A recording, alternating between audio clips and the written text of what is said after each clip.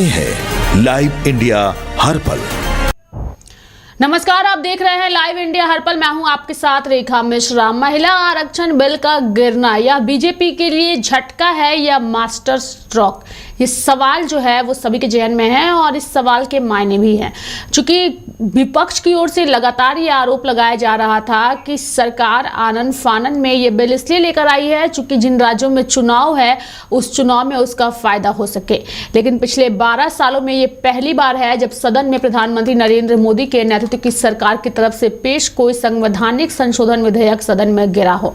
और इसके बाद से ही चर्चा इस बात की है कि क्या यह बीजेपी के लिए झटका है या फिर मास्टर स्ट्रोक है।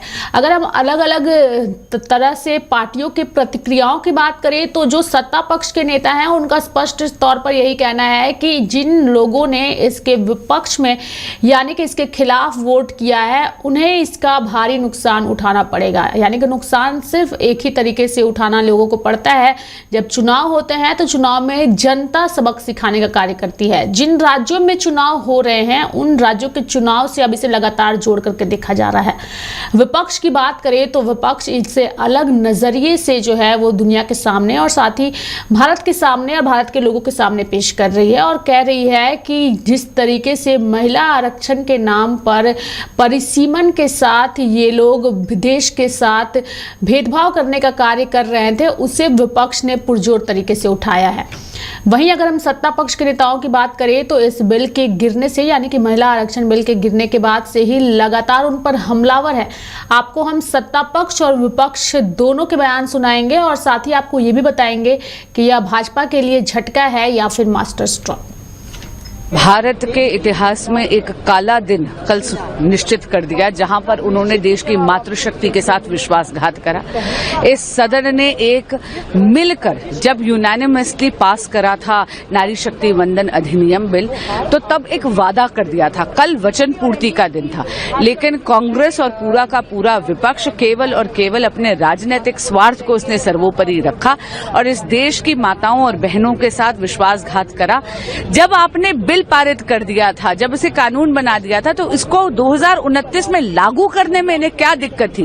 और बार बार जो ये डिलिमिटेशन की बात कर रहे हैं, मैं याद कराना चाहूंगी कि डिलिमिटेशन एक कंडीशन प्रेसिडेंट इसको इन्वोक करने के लिए ये सहमति सर्वसहमति विपक्षी दलों ने 2023 में ही दी थी। कल इन्होंने अपने हाथ खींच लिए। लेकिन मैं पुनः कह रही हूं, इस देश की मातृशक्ति के श्राप का हिस्सा बनेगा विपक्ष। देखिए, लोकतंत्र में महिलाओं को अधिकार देने के विचार की हत्या करने वाला ये विपक्ष अगर इसको महिलाओं का अपमान करके अपनी जीत मान रहा है तो निश्चित रूप में वो एक बड़ी पराजय के लिए अपने आप को तैयार कर ले। विपक्ष के नेताओं ने जिस प्रकार से नारी का महिला के अधिकारों का अपमान किया है, मैं समझता हूं कि संसद के इतिहास में इससे बड़ी कोई भूल कोई भी विपक्ष नहीं कर सकता। नहीं, कांग्रेस पार्टी को मालूम होना चाहिए कि पूरी देश की 50% आबादी इनसे पूरी तरह आक्रोश में है और कांग्रेस जिसको विजय का घोषित कर रही है उन्हीं की हार होगी। और ये देश की हार हुई है, कल कांग्रेस की नहीं हुई है, हमारी नहीं हुई है, कांग्रेस की जीत नहीं हुई है, कांग्रेस की भी हार हुई है। दुर्भाग्य है क्योंकि इसमें विन विन सिचुएशन आदरणीय प्रधानमंत्री जी ने, आदरणीय अमित शाह जी ने बनाया था, हर प्रकार के प्रावधान दिए थे। लेकिन उसी बिल को जो 2023 में इन्होंने समर्थन किया था उसी बिल को अभी हराया है और मैं नहीं समझ पा रहा हूं उसके पीछे क्या इनका ज्ञान है। एक ही ज्ञान है कि मोदी जी को श्रेय नहीं मिला और मोदी जी ने श्रेय अपने भाषण में इनको दे दिया था। ऐसा नहीं था, बड़े भाई के तौर पर उन्होंने दिया था कि आप लोग श्रेय ले लीजिए, लेकिन महिला आरक्षण के लिए आप लोग हम लोग को समर्थन कीजिए इसमें। और हर पक्ष को उन्होंने ये बात रखी थी। लेकिन दुर्भाग्य इस देश का है कि यह नहीं हो पाया। लेकिन आप लोग हतोत्साहित मत होइए, महिला वर्ग हतोत्साहित न हो। हम लोग लगे रहेंगे अपनी बहनों के लिए, अपनी माताओं के लिए हम लोग संघर्ष करेंगे। और मेरा पूरा विश्वास है कि जो मैंने भी सदन में कहा कि विकसित भारत के लिए आपकी ऊर्जा की आवश्यकता है, उसका पूर्ण हम लोग प्रयोग करके अगली बार भी हम लोग बिल्कुल लाएंगे और पारित करेंगे। तो कोशिश करेंगे, हम सड़क पर भी जाएंगे, महिलाओं को भी समझाएंगे कि किस तरह से विरोधी दलों ने आपके अधिकार को विधानसभा और लोकसभा में रोका है। हमें पूरा विश्वास है कि इस देश की महिलाएं ऑपोजिशन के सांसदों को इतना मजबूर कर देंगी कि अगले 3 महीने में यह बिल निश्चित तौर पर पास कराना उनकी मजबूरी हो जाएगी और नहीं तो वो अपने क्षेत्र भी नहीं जा पाएंगे। देखिए, कांग्रेस की मत मारी गई है और वो हमेशा से महिला आरक्षण बिल के खिलाफ था। वो नहीं चाहते हैं आधी आबादी को उसका अधिकार मिले और जो भी उनको कंफ्यूजन था, किसी भी तरह की बातें बहुत स्पष्टता के साथ माननीय गृह मंत्री जी ने, माननीय प्रधानमंत्री जी ने बहुत स्पष्टता के साथ उनको जवाब दिया। कोई कंफ्यूजन नहीं है। ये राष्ट्र को तोड़ने वाले लोग हैं, देश को धर्म और भाषा के नाम पर तोड़ने वाले हैं। तो निश्चित रूप से कांग्रेस को इसका खामियाजा भुगतना होगा। आधी आबादी आज आक्रोश में है। आधी आबादी को बहुत उम्मीद थी, बहुत वर्षों से जो नहीं हो पाया था। तो निश्चित रूप से अब जो स्थिति बनी है कि अब आने वाले समय में कांग्रेस इसको खामियाजा भुगतेगी। अब देखिए, कांग्रेस पार्टी और विपक्षियों को भारत की महिलाओं का गुस्सा झेलना पड़ेगा। मैंने तो कल ही बता दिया, ये काला दाग कांग्रेस और उनके साथियों के ऊपर लग गया है, वो जिंदगी भर साफ नहीं कर पाएगा। इतना ऐतिहासिक और महत्वपूर्ण बिल, महिलाओं को पार्लियामेंट और असेंबली में जगह देना, इसमें क्या आपत्ति हो सकते थे? बहाना मार करके इतना महत्वपूर्ण बिल को गिराया।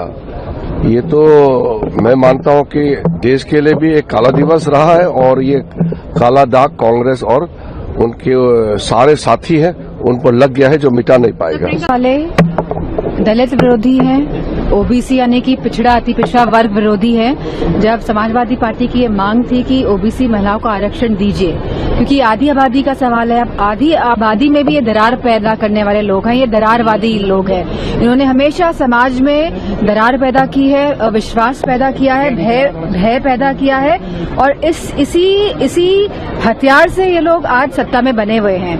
क्योंकि लोग जागरूक हो चुके हैं, लोग ये बात समझ चुके हैं कि ये दरार और जो भय और अविश्वास पैदा करके ही ये सत्ता में बने रहते हैं। लेकिन जो सामाजिक न्याय है, जिसकी लड़ाई पूरे देश भर में चल रही है, ये उसको महत्व नहीं देना चाहते हैं। इंडिया अलायंस के लिए ये हिस्टोरिक है, क्योंकि वो महिला का हराया, पूरे देश को हराया।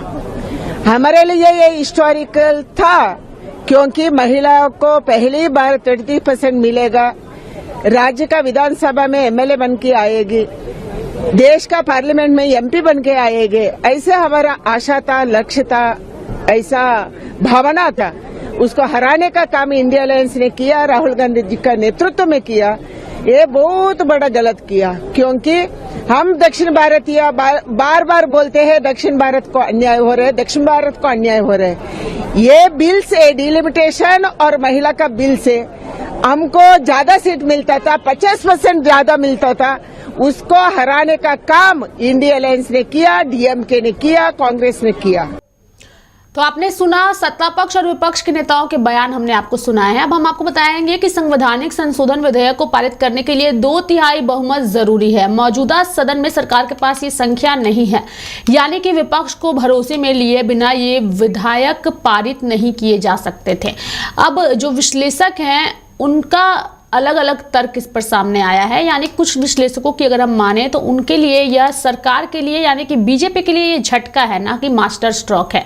विश्लेषकों का मानना है चूंकि इस विधेयक के माध्यम से यह देखा गया कि सरकार के पास संख्या नहीं है, फिर भी चुनावों के बीच वो इसे लेकर आई, क्योंकि वो इसके जरिए पश्चिम बंगाल में महिलाओं के वोट अधिक संख्या में हासिल करना चाहती थी। अब बीजेपी चुनाव में बार बार कहेगी कि विपक्ष ने महिलाओं के हक में काम नहीं करने दिया, यानी कि एक मैसेज जो है वो देने की कोशिश की जाएगी और विपक्ष जो है इसे ही जनता के बीच रखेगी कि जब इनके पास संख्या नहीं थी और इन्हें मालूम था, तो विपक्ष को भरोसे में लिए बिना ऐसे विधेयक ये लेकर के क्यों आए, ताकि विपक्ष की किरकिरी जनता के बीच कराई जा सके।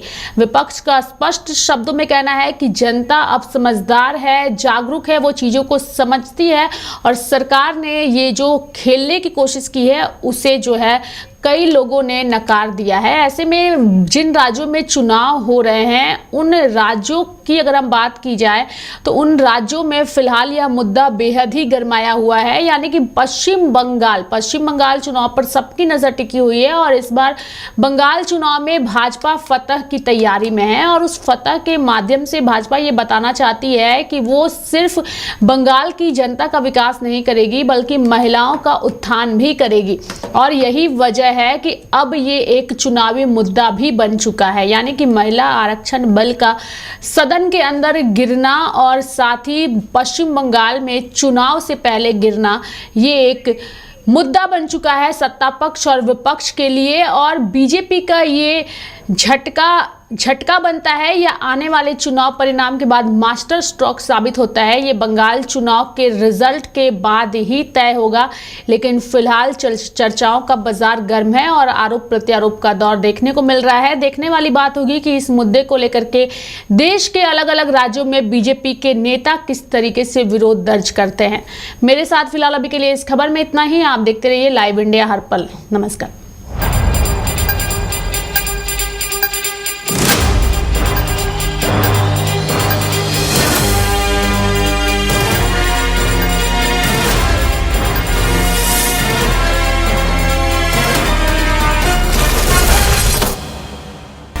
आप देख रहे हैं लाइव इंडिया हर पल।